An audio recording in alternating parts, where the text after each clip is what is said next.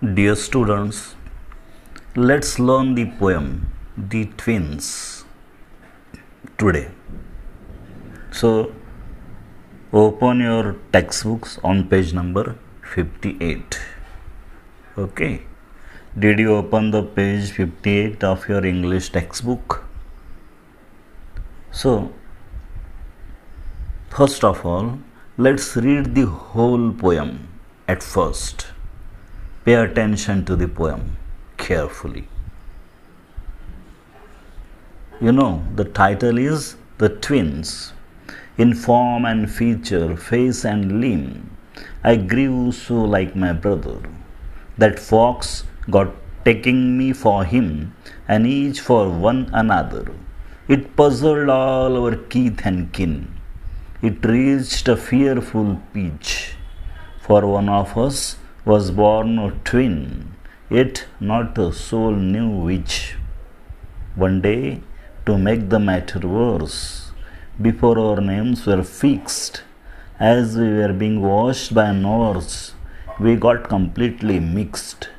And thus, you see, by fate's decree, or rather nurse's whim, my brother John got christened me, and I got christened him. This fatal likeness even dogged my footsteps when at school, and I was always getting flogged, for John turned out a fool. I put this question fruitlessly to everyone I knew. What would you do if you were me, to prove that you were you? Our close resemblance turned the tide of my domestic life, for somehow my intended bride became my brother's wife.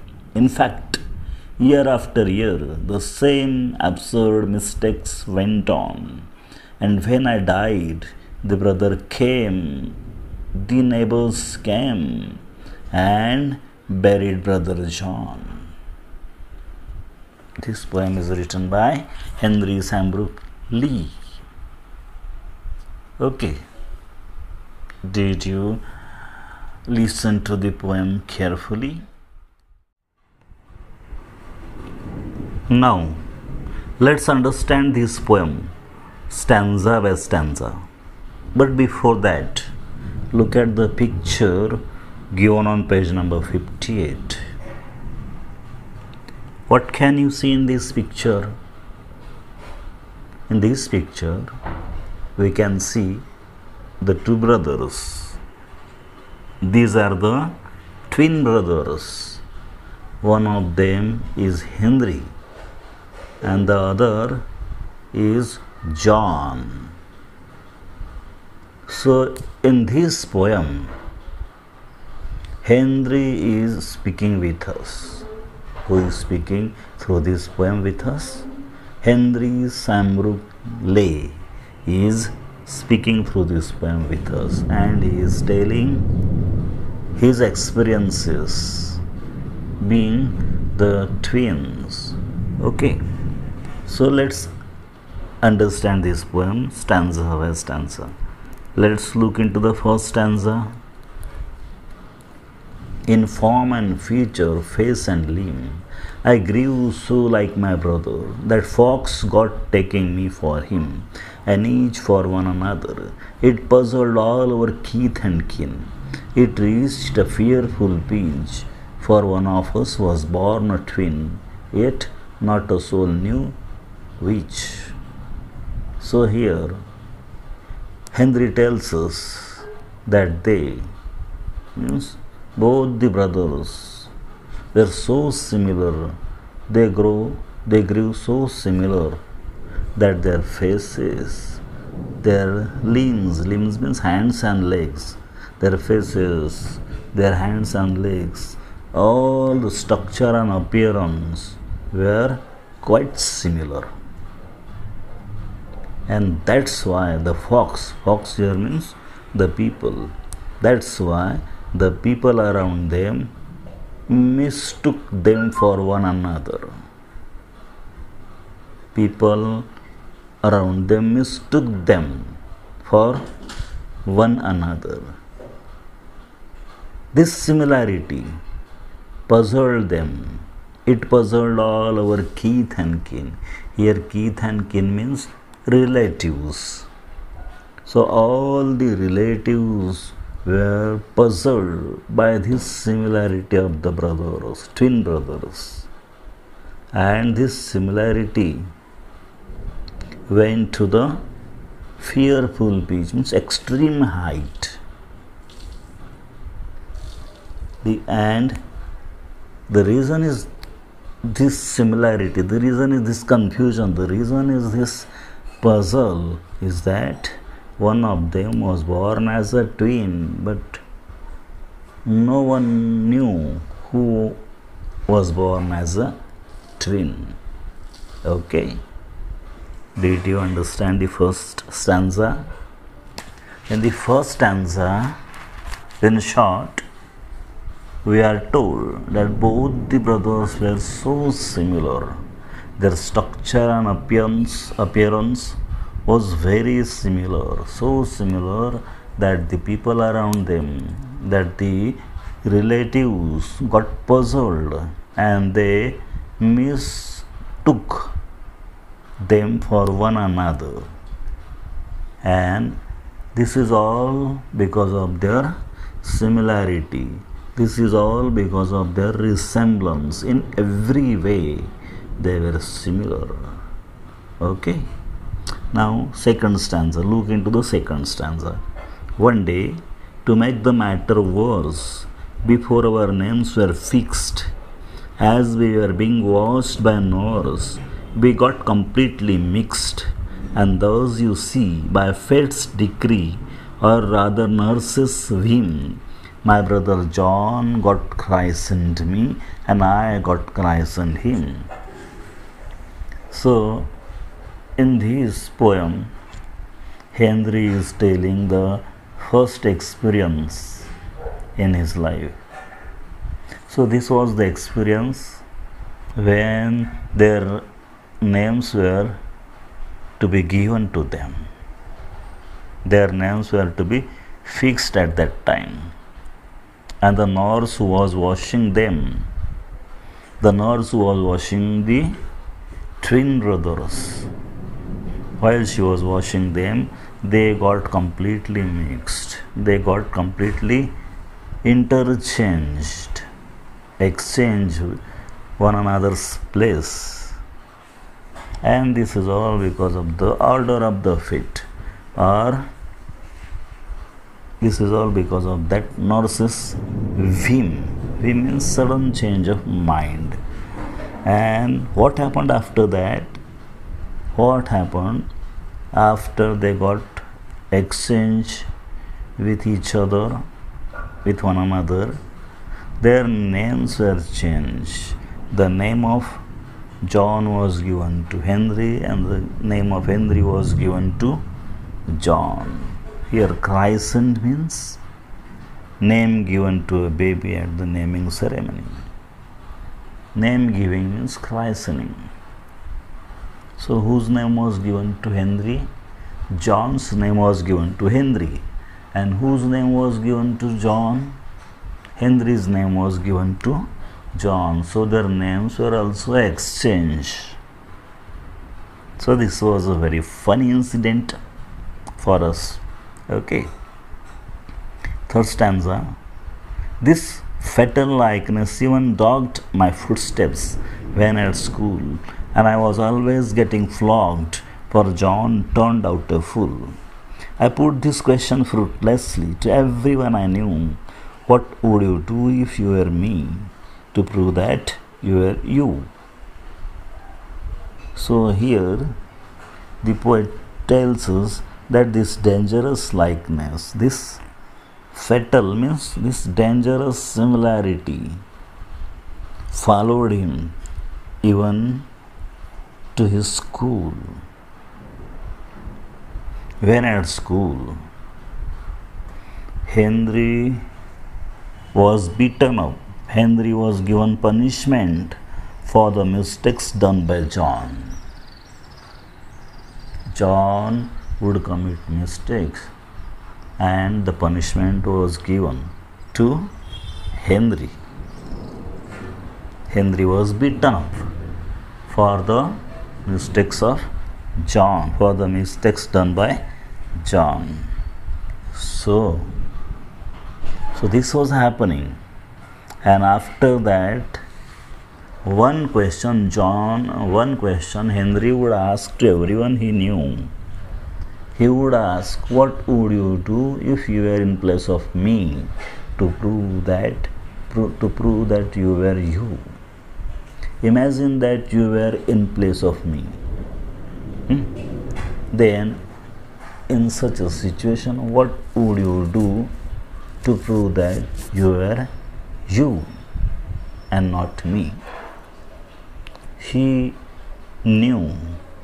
knows that the question is fruitless. There is no meaning in asking this question to such people. But he wants to express himself through this question. Okay. So, let's look into the last stanza. Our close resemblance turned the tide of my domestic life, for somehow my intended bride became my brother's wife. In fact, year after year, the same absurd mistakes went on, and when I died, the neighbors came and buried Brother John. So, this is a very stunning experience, very humorous experience in their life, in the life of the twins. Close resemblance. Resemblance means similarity.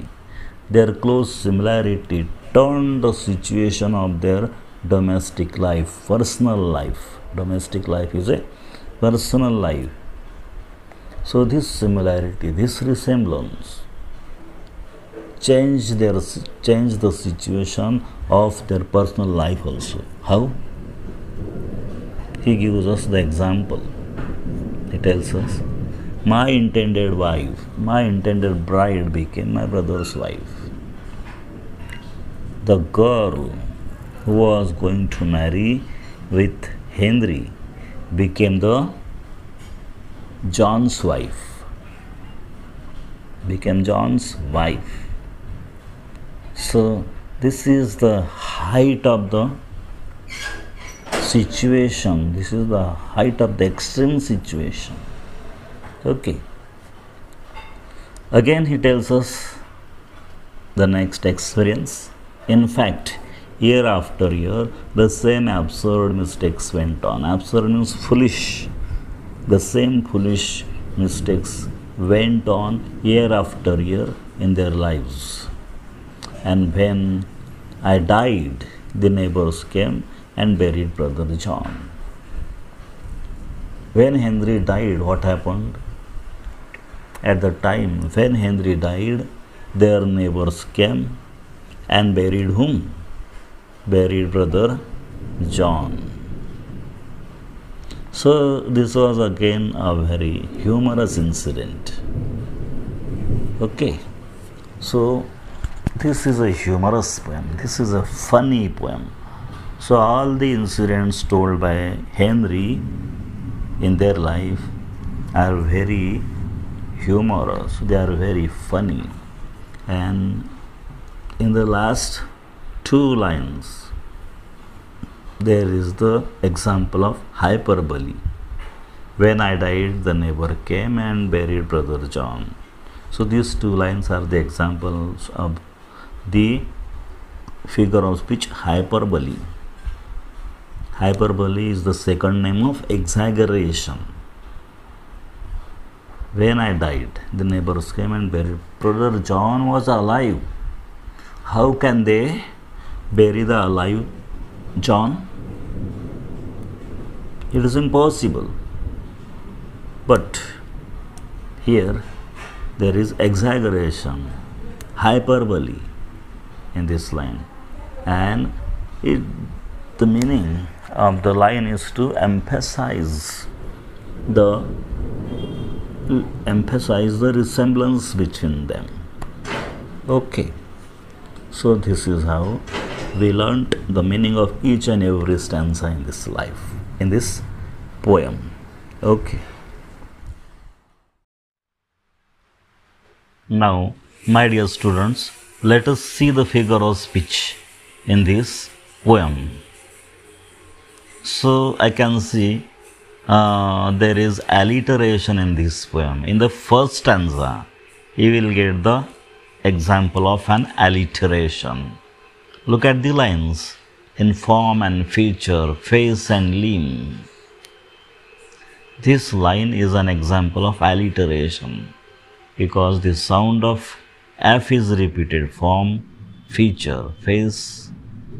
Here, in all these words, the sound of F is repeated, and that's why here is the figure of speech alliteration. Then again, I can see the example of pun, P-U-N, pun is the figure of speech. So where is pun? So find out the lines, look at the lines. What would you do if you were me to prove that you were you? So this is the example of the figure of speech pun. The same word is repeated, you. The word you is repeated. Okay. That's why the meaning is change sometimes and the word is the same. That's why there is the figure of speech fun. Again, in the last stanza, I have already told you the example of hyperbole. In which lines? In the lines, and when I died, the neighbors came and buried Brother John. So these lines are the example of hyperbole. Hyperbole is the exaggeration. Okay. So these are the figures of speech that has occurred in this poem. Okay. Then in the warming up section, we learnt about collocations. Collocations are the words that generally come together, that generally go together. They are the set of words that occur together. So we have to find out which collocations are there in this poem, which words or which set of words are there in this poem. For example, Keith and kin is a collocation. Keith always comes with kin. Keith and kin is a collocation that comes in this poem year after year. This is another collocation that is occurred in this poem. Form and feature, one another. In fact, you see, domestic life. So all these set of words, all these sets of words are called collocations because they generally occur together, they generally go together. So these are the sets of words mentioned in this poem. Okay. Now, in your notebooks, you can write down the summary of this poem in short. And also you can write down the appreciation of the poem with reference to the points mentioned on page number 5 of this textbook. Okay. So, here we have completed this poem. I am giving you the homework. As usual, the homework for you is the activities given in the English workshop. Okay. Bye. Thank you.